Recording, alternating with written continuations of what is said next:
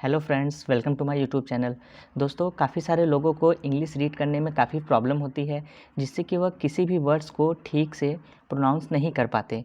तो दोस्तों, मैं आपको स्टोरी के थ्रू इंग्लिश रीड करना सिखाऊंगा, जिससे आपकी रीडिंग स्किल इम्प्रूव होगी और साथ ही साथ आप काफ़ी सारे छोटे छोटे वर्ड्स की मीनिंग को भी सीखेंगे, जिससे आपकी वोकेबलरी भी इम्प्रूव होगी। तो दोस्तों, आज की हमारी स्टोरी है a special tree.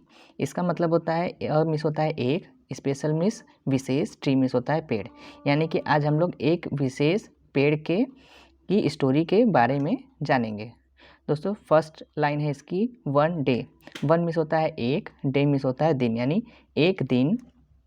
Van miss होता है जब। राकेश वाज 6। दोस्तों, ये जो स्टोरी है यह मोस्टली पास्ट फॉर्म में चलेगी, तो यहाँ पे वाज वर एंड वर्ब के सेकंड फॉर्म का यूज़ होगा ज़्यादातर।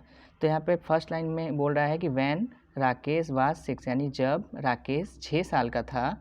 ही मिस होता है वह। वॉकड, ये वॉक का सेकंड फॉर्म है पास्ट के लिए, तो हो जाएगा ही मतलब वह। वॉकड यानी चला गया।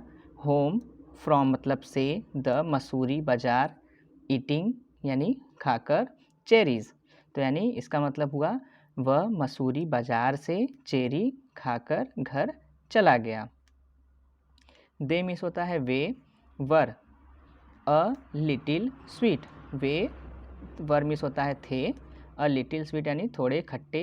दोस्तों, यहाँ पे उस चेरीज़ की बात हो रही है, वो कैसे थे, वह थोड़े खट्टे।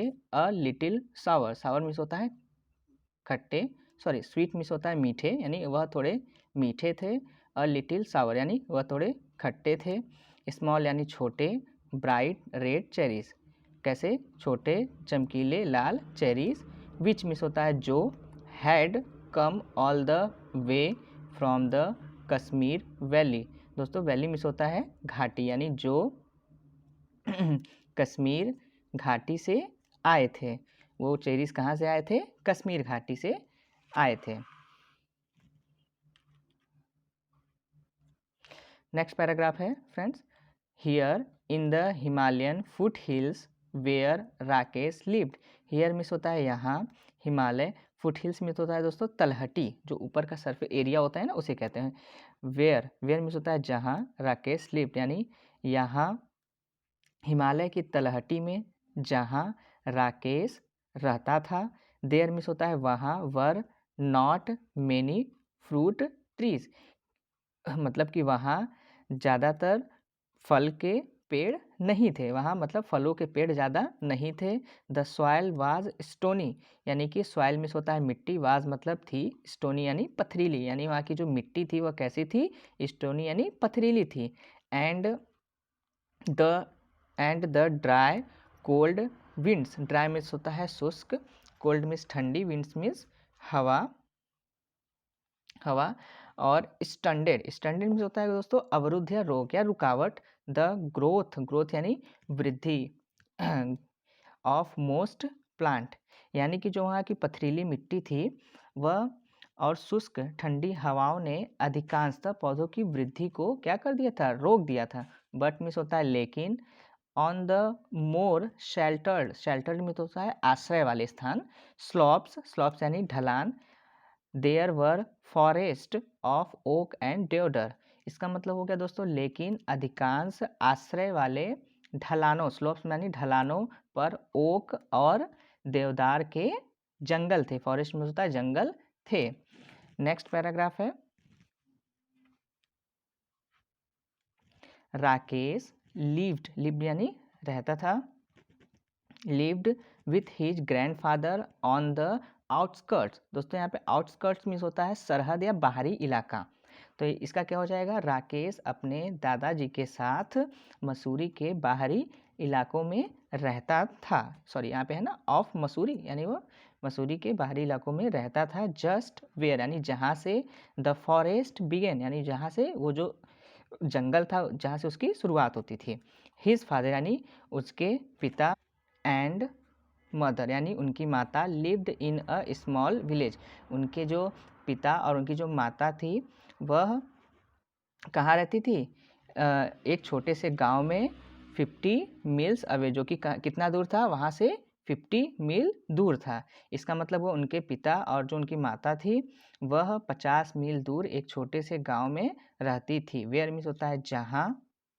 दे ग्रीव मेज एंड मेज means Mecca and rice and Braille in narrow. Narrow means होता है दोस्तों सकरा या पतला।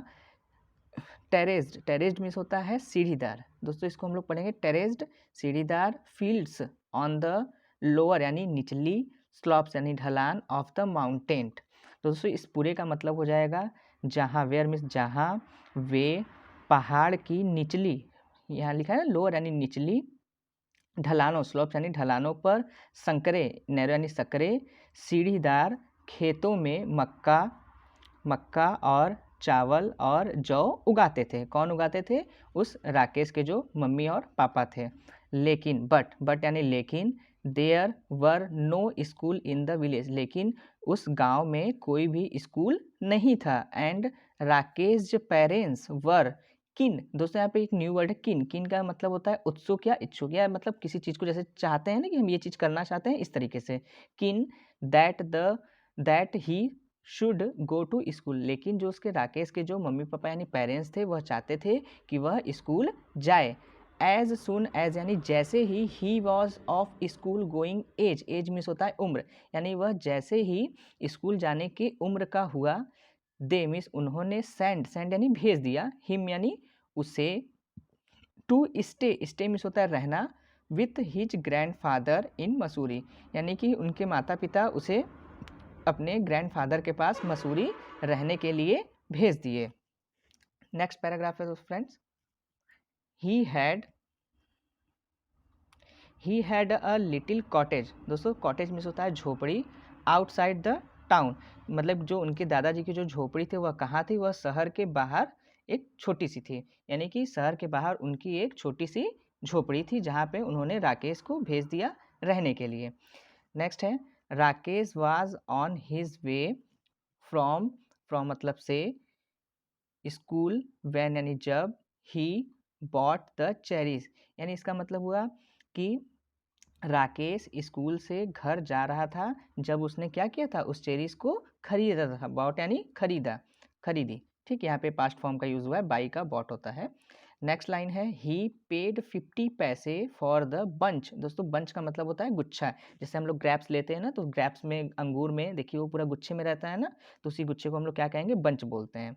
तो ही पेड यानी उन्होंने भुगतान किया या दिया 50 पैसे फॉर द बंच, यानी उस गुच्छे के लिए, जो चेरी का गुच्छा था उसके लिए उसने कितना पैसा पे किया? 50 पैसे पे किया।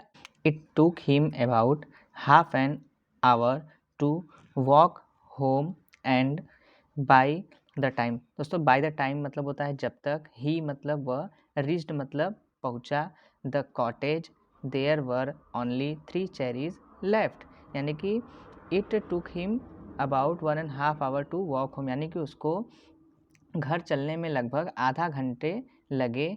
एंड मतलब और, बाय द टाइम यानी जब तक वह झोपड़ी में पहुंचा तब केवल 3 चेरी ही बची थी, यानी कि जब तक वह झोपड़ी के पास पहुंचा तब तक उसके पास सिर्फ 3 चेरीज ही बची थी।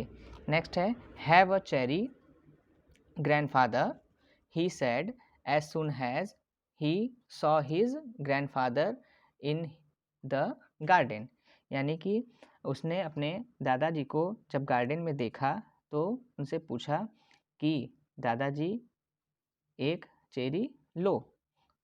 फिर उसके बाद क्या होता है? ग्रैंडफादर टुक 1 चेरी, जब टुक मिस होता है लिया, grandfather 1 cherry and Rakesh promptly miss होता है दोस्तों तुरंत, एट यानी खा लिया द अदर वन, मतलब दादाजी ने जैसे ही एक चेरी लिया राकेश ने तुरंत दूसरी को खा लिया।